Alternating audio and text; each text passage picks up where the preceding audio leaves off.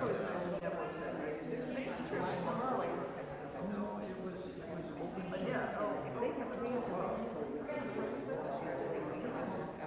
I feel kind of guilty, but like it's a kind of like getting a free flight out of it essentially to Albuquerque.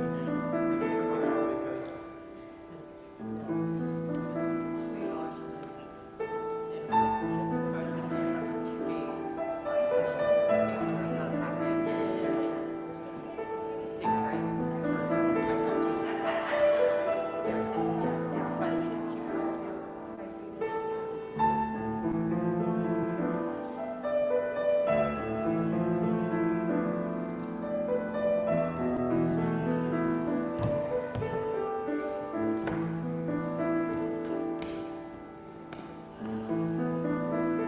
This guy's coming too.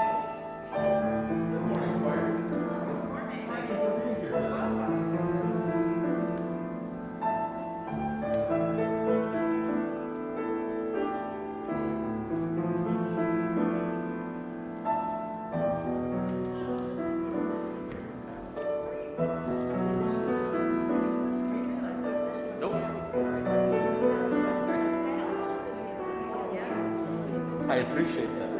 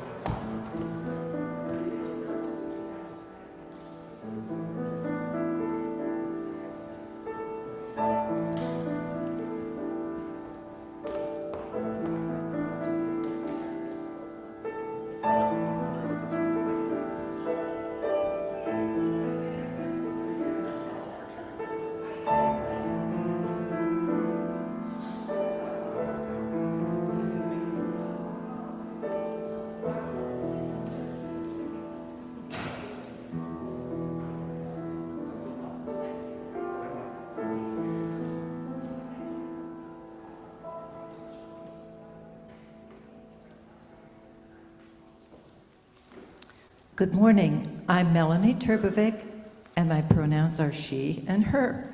It is my pleasure to briefly introduce our pulpit guest today, Reverend Craig Schwalenberg, who is known as your game minister. He asked that the introduction be short, so please read about him in your order of service if you'd like to. If not, that's fine, but we're really excited to have him here. Thank you very much.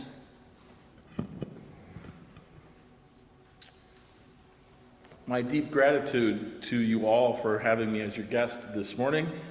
Your generosity and hospitality made it possible for me to be a presenter at the Liberal Religious Educators Conference in Milwaukee this last week.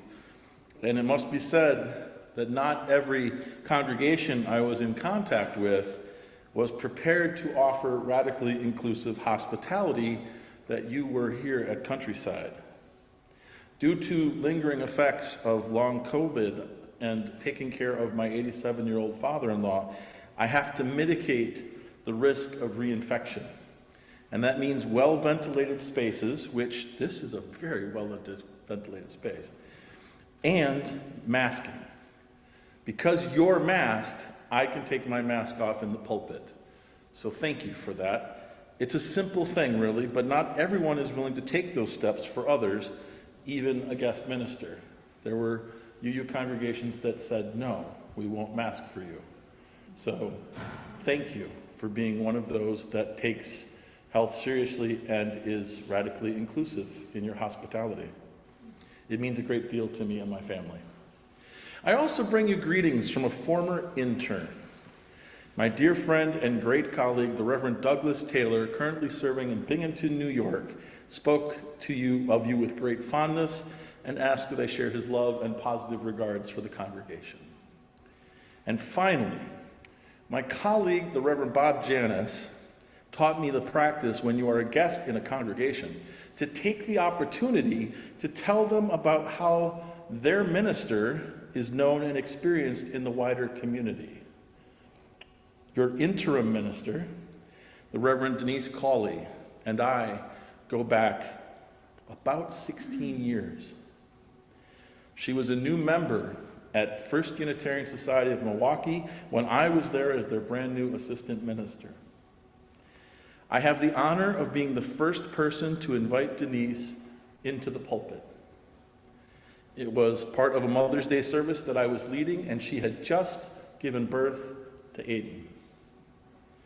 I had asked her to share her truth, which she did, even though it was a hard truth and called many to task for the way they treated non-traditional, non-heterosexual mothers. She was nervous that day, but she spoke her truth. And she spoke it with conviction, and she spoke it with compassion, and it had an effect. It had several effects, really. There were some who were quite unhappy with what she said on Mother's Day. And I stood up to every one of them, saying, "You're upset that a mother said something truthful on Mother's Day from our pulpit." Well, I guess the bug bit her that morning. That contributed to her call to ministry, a ministry that is well known for speaking the hard truths with compassion and kindness and creativity. Your interim minister is known as a talented artist, a fierce, loving mother, a resilient survivor, and a supportive colleague. You are lucky to have her here with you, and I know you are going to do good ministry together. And it is an honor for me to be here with you and in the pulpit that she fills. Thank you. You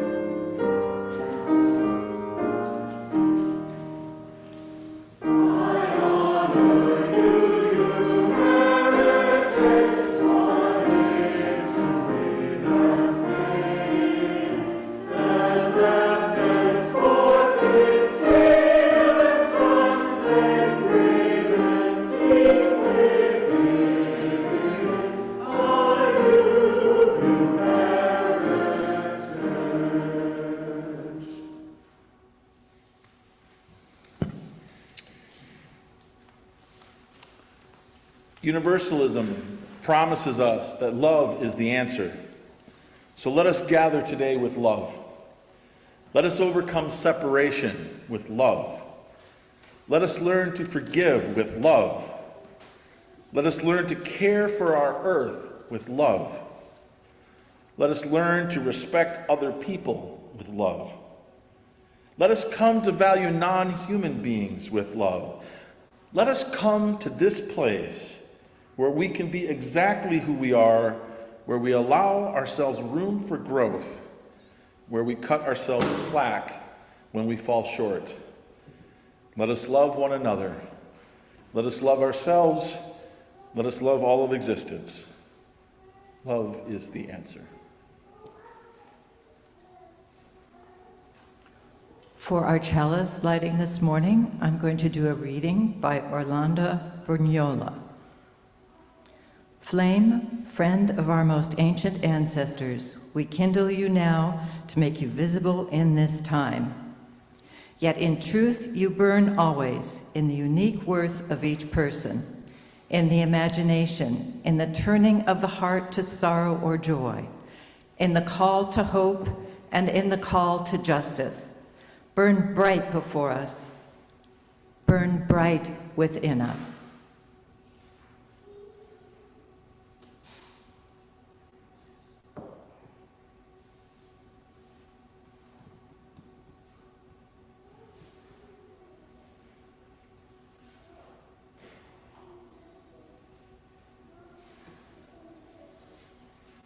Good morning. I'm Allison Vernon, your director of music, she, her, and I just am so privileged to be on the staff of a church that is not only radically inclusive, but radically caring. Thank you for wearing your masks today. I appreciate you all so very, very much. It's just an honor to be in a community that cares. Stand as you are able or willing, and let us sing together our hymn number 346. Come sing a song with me, come dream a dream with me, and in honor and celebration of our guest minister and his subject today, we will end with come play a game with me. Stand and let us sing together.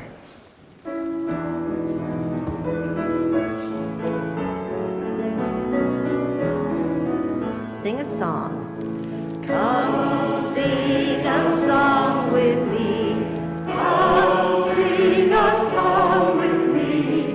Come sing a song with me, that I might know your mind. And I'll bring you home when hope is hard to find.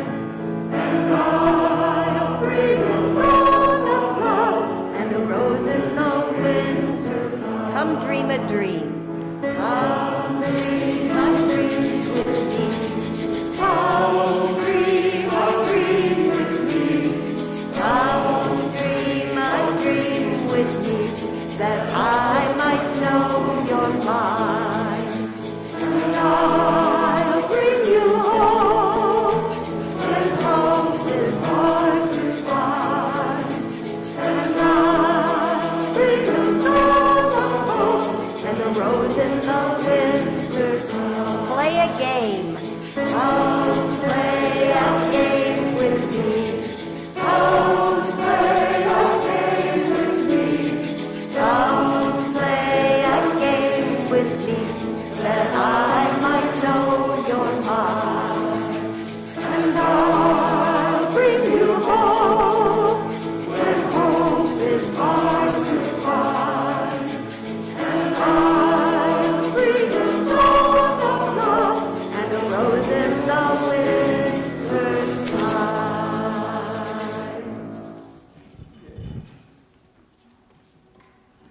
Please remain standing as we recite our covenant. We unite to strengthen the bonds of kinship among all persons, to promote human dignity, and to increase reverence for life's creating, sustaining, and transforming power through worship, study, and service.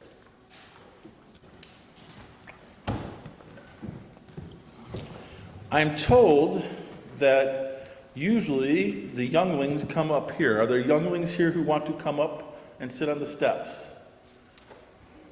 Kids, I call them younglings. I see a few. Excellent. Come on up, have a seat. So, as they said in the introduction, I go by the title, Your Game Minister. So today I'm your game minister, which is kind of a weird thing. It's kind of a new thing, but I'm a minister that uses games. Now, I have a confession to make.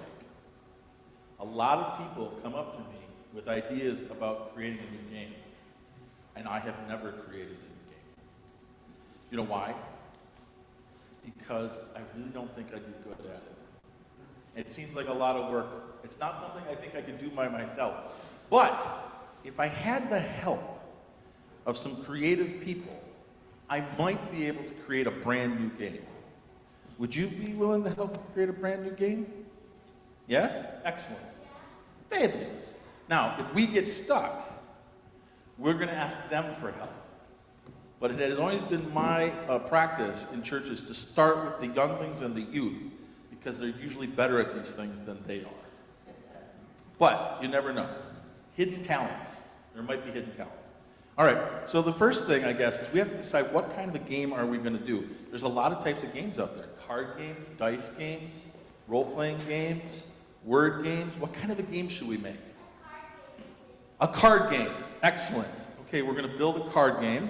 Then the next question I have, and this is very important to me, and that is it a game where we work together or a game where we compete? Okay, we're going to be in competition. You guys all agree with this? Okay, excellent. A competitive card game, and what's the goal? Is the goal to get all the cards, score points, get rid of the cards? See, we're making a brand new game here. This is fabulous. I have the best consultants here. And we haven't even had to toss this out to them out there. Okay, so are there other rules? Because can I just throw my cards down and say I win? No? That would be a bad idea. Yeah. Yeah, and then it would be just a question of who throws their cards down first, right? That would be like cheating.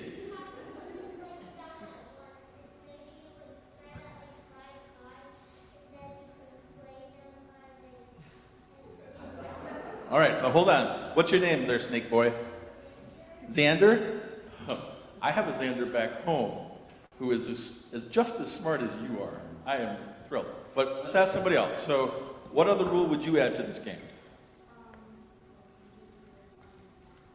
What? You have to find a match, so that if you found a match, you could get rid of those cards. Perfect. What rule would you add? You can only have 7 cards in your hand at a time. Good rule. Excellent. And you, little one, you, Riz, what would you add as a rule?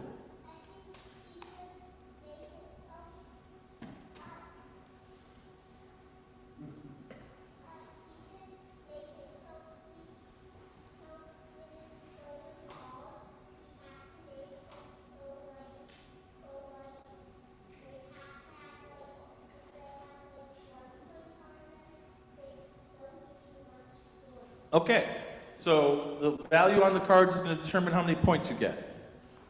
Okay, all right. Those are some good rules.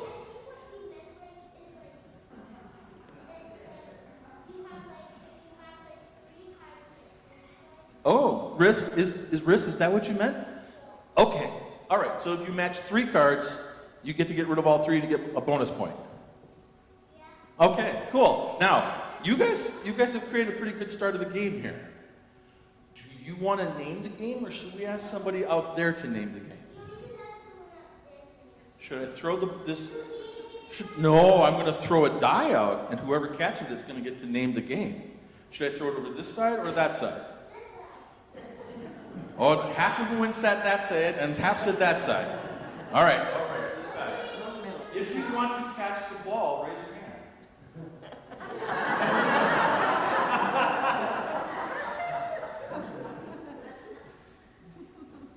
What's the name of our game? Match Blocks. Is that the name? Okay, we have created a brand new game. Thank you. Thank you all for helping me today. And I would encourage you, maybe sometime later today, see if you can come up with your own brand new game. Okay? Thank you very much. I think now it's time to sing you out to your classes, yes? Excellent.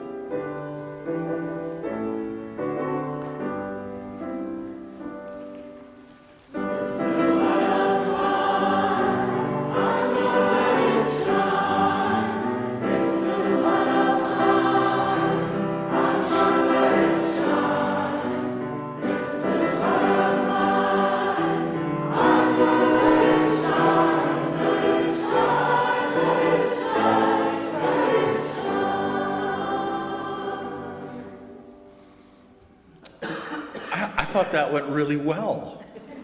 We've got some really smart kids here. You also have some very anxious adults. It's not unusual. So, our meditation today was adapted from words written by Kathleen McTeague, and in honor of the crisis that we are currently facing. This is a house of peace. Breathe in a grateful breath that you sit here, this moment of your life, safely and in silence. There's a war raging far from this place of comfort. We know it is there. We know our brothers and sisters and siblings suffer its poisonous touch. Our hearts are weighted with what we cannot resolve. So here we lift a banner in our own souls and remember that in this place, in this moment, we are not at war. Breathe in the truth of this moment. Here is our strength, our deep well of courage. Breathing in, we rest our spirits. Breathing out, we pray for peace.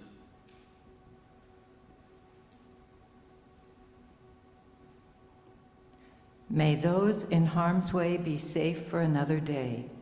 May those who drive the engines of power be awakened by compassion. May we all hold the cup filled with courage and will that has been carried by peacemakers in the long ages before us. May we drink of it deeply and be steadfast in the ways of peace. Breathing in, we rest our spirits. Breathing out, we pray for peace.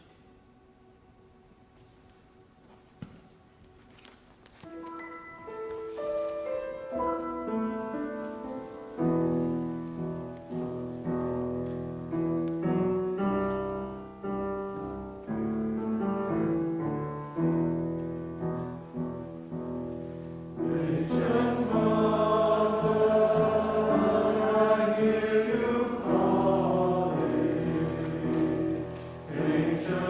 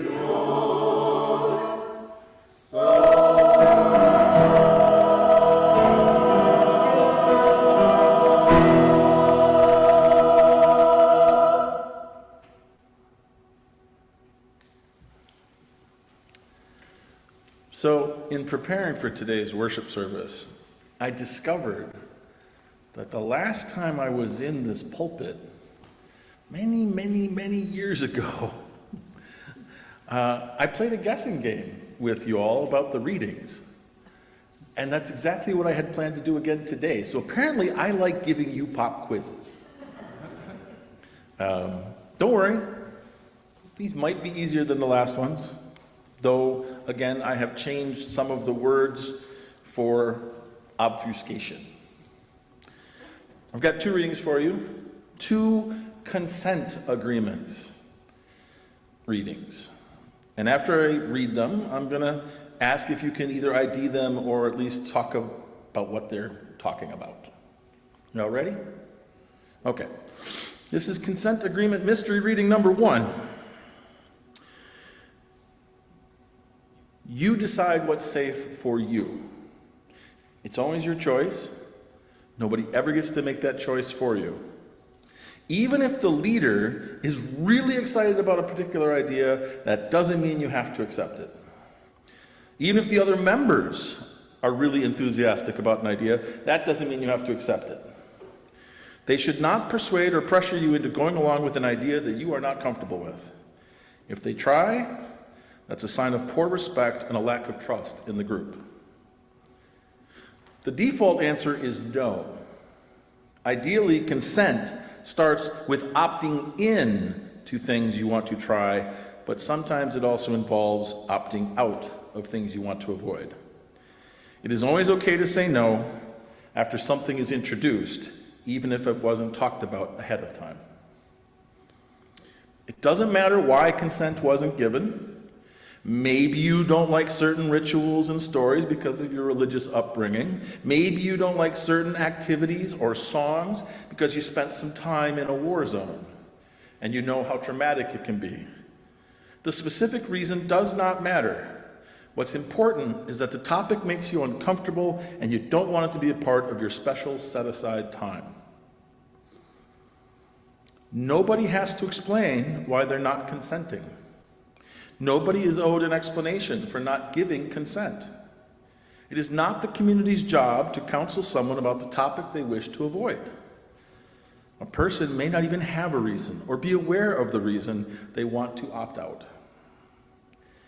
Anyone is allowed to leave an uncomfortable situation at any time. Each person's feelings of comfort and safety are more important than the participating in the community or in the rituals or the events. If a problematic situation comes up and someone doesn't feel like continuing, it is all right if they step out. Be aware of your own feelings, be aware of others' feelings, and if possible, end on a positive note. Thus endeth reading 1.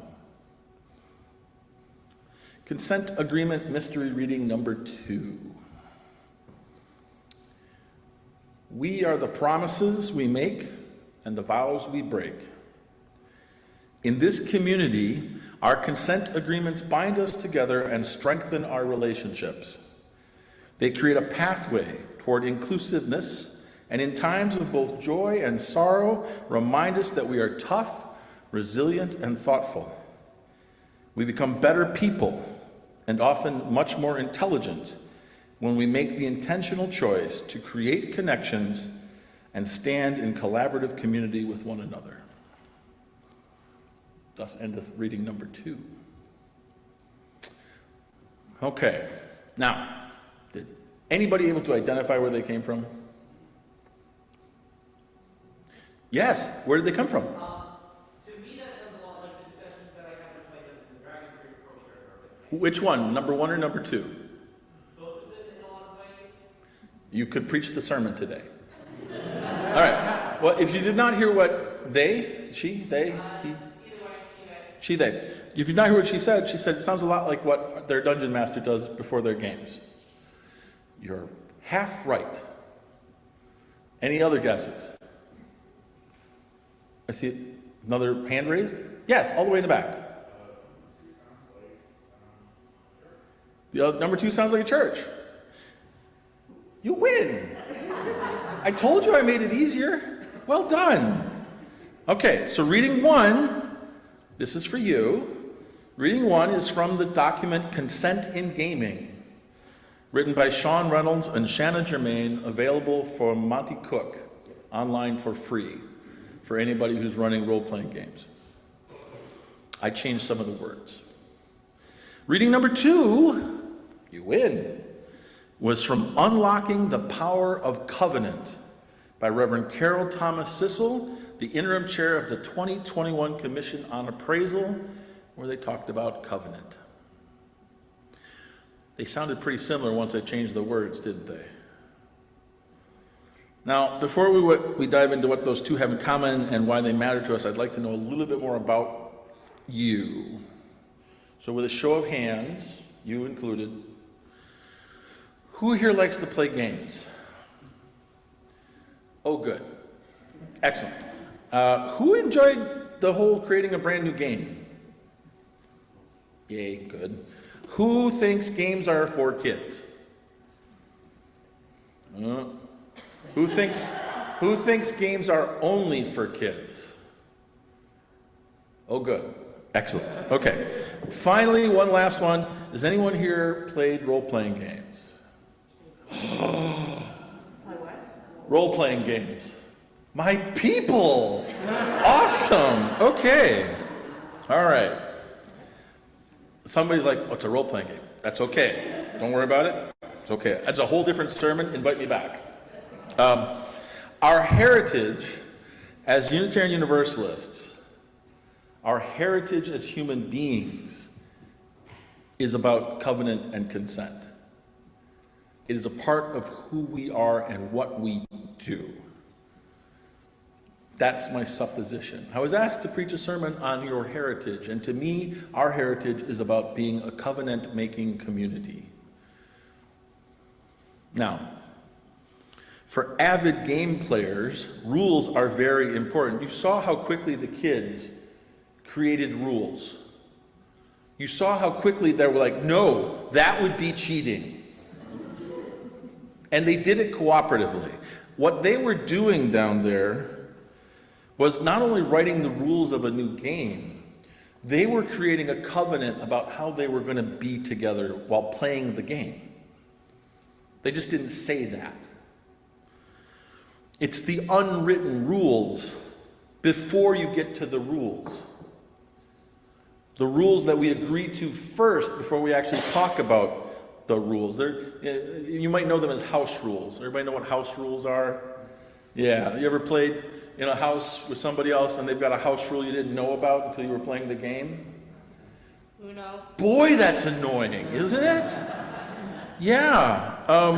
So what was the house rule in Uno that you ran afoul of? Oh, there's all, like the ones that are on the actual rule Yep. card, and then the ones where you can just really like stack up lots and lots and lots. Right. And Uno came out and said, just in the last 2 months, that they don't stack.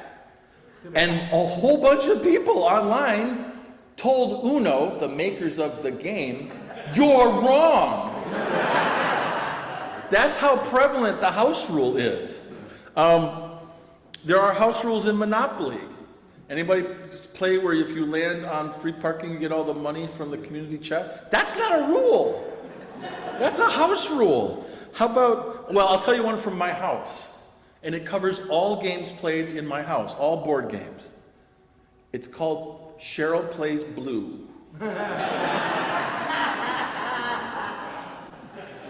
Guests sit down, and I always offer the guest, what color would you like to play? And if they grab blue, I go, And usually people go, because Cheryl plays blue. She's my wife. She's in charge. The other side rule to that is Craig plays green unless someone takes green because Craig doesn't. Well, no, whatever. Anyway, so that's a house rule that people aren't aware of.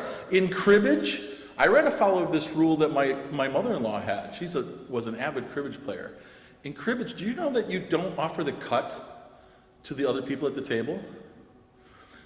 When I offered the cut, I'm a poker player. You always offer the cut. When I offered the cut to my mother-in-law, she took the deck and did this to it all over the table.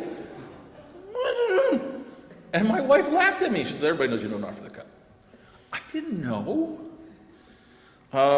Here's one for the Star Wars geeks out there. What's the house rule about table battle chess? Let the Wookiee win. Exactly. These are house rules. These are not rules in the game, but these are things we've agreed to ahead of time. And when I say we, I mean the people who know about them. And what's it like to be somebody who doesn't know those rules, isn't a part of your covenant before you start playing the game? There's that old sign, it's not about how you win or lose, it's about how you play the game. That's what this is all about. We're all going to have fun together, and it doesn't matter who wins and loses if we all are playing the same game. And we're aware of it. In role-playing games, in the last 20 years, this has become a thing. We've started something called Session Zero, which means before we sit down to play a role-playing game, before we roll dice, before we build characters, before we even enter the world of make-believe, we have a session where we sit down and ask, how are we going to do this? What's our goal? When are we going to play? How often are we going to play? What happens if someone misses? Anybody here in small group ministry? Does any of this sound familiar in small group ministry? This is the same thing in small group ministry. We, as Unitarian Universalists, have been doing this covenant of setting up the house rules, the game, the covenant, for hundreds of years. Role-playing gamers have just figured out in the last 20. But it's really important because that's how we create a safe space. That's how we bring people in. That's how we also hold people out. Now, my gamer friends out there, has there been any resistance to Session Zeros from people? Yes, there has. There has. Longtime gamers, people like me, seem to be threatened by this idea of having a session where we're going to talk about how we should all be with one another in the game. They say consent to play is assumed.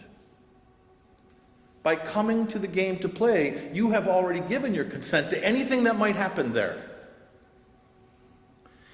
And if you don't like it, then you can leave. But the use of these gaming covenants, this focus on prior explicit consent, has brought about a revolution and a renaissance in role-playing games. We have more women playing. We have more people of color playing. We have more indigenous people creating the games. We have more GLBT people playing the games. It has completely changed the makeup of the role-playing game world because we've started doing explicit consent. And it's much richer because of it. And yet, there are some folks who look a lot like me who are not happy about this change. Express consent allows people to safely enter the game space, and the covenant and agreeing about how we will play together reduces the chances of people being hurt. And then it makes it easier for us to fix the hurt when it happens. And it stops people from quitting the game, perhaps forever. This is true in churches too. Covenants have been a part of our identity since the very beginning, hundreds of years. The Cambridge Platform is a covenant. That was 1648. If you don't want to go with religion, the preamble to the Constitution is a covenant. It talks about our goals and how we're going to be with one another before it gets into the actual laws, the rules of our democracy. Our covenants do not define Unitarian Universalism. They don't define membership. They don't define how we operate as a government. It says this is how we're going to be with one another. And here are some of our house rules. It'd be better if we were more explicit about our house rules in churches. Does anybody here sit in the same seat every Sunday? Yeah. When I was the minister at a church, I would look for those people, and then when I was my Sunday off, I would sit in their chair and see how they reacted. There's a house rule there that is not explicit, and woe be the new person that sits in that chair. Unless, of course, the person is following my rule with the green piece. I get that chair unless somebody else is there, and then it's okay. Okay, so these agreements about how we play together, work together, worship together, journey together, they assume that there will be challenges and mistakes and hurt feelings, but they also try to make sure that everyone's involved, everyone can participate, and no one has to quit and take their ball home. Now, just like in the gaming world, have you ever seen resistance to making a covenant in your church, in your small group? Part of it is just covenant fatigue, probably because we've been doing it so long and you've been asked to do it so many times. But there's unfortunately another part to it. And just like in the gaming world, there are people who are resisting this drive to be more explicit about our consent and more explicit about our covenants, and they look a lot like me. Perhaps they are people who have power and don't want to give it up. Perhaps they are people who like what they have and the way things are and don't react well to change. That's very you. Perhaps there are people who find boundaries restrictive. The folks who say, I can believe anything I want here, and you can't tell me how I have to behave. Then there are the people who are afraid that their behavior will no longer be acceptable under the new covenant. I have a hint for you. It was no longer acceptable before. It's just now we're actually going to tell you that. Just like the Renaissance in the gaming world, our UU congregations in the last decade or two are on the cusp of revolution and renaissance.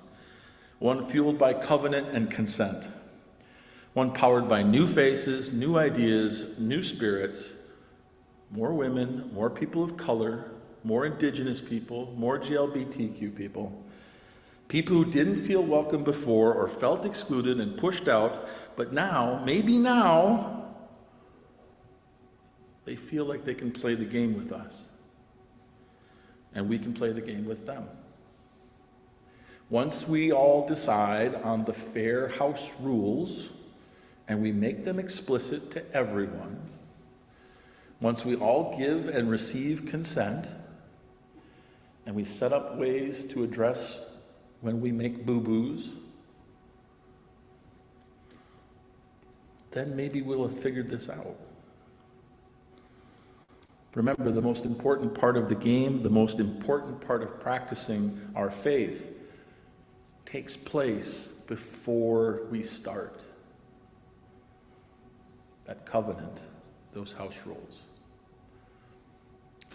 I look forward to playing the game.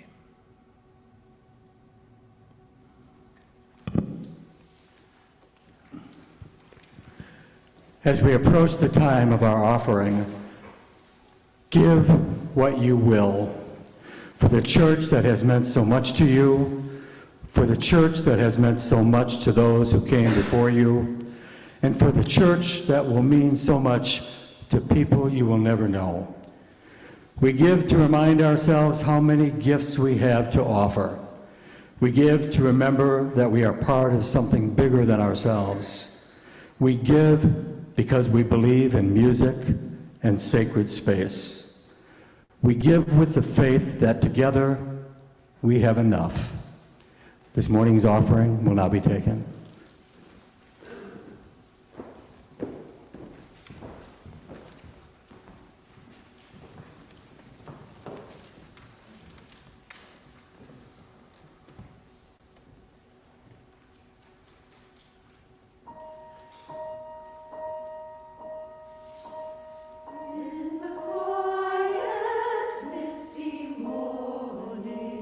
When the moon has got to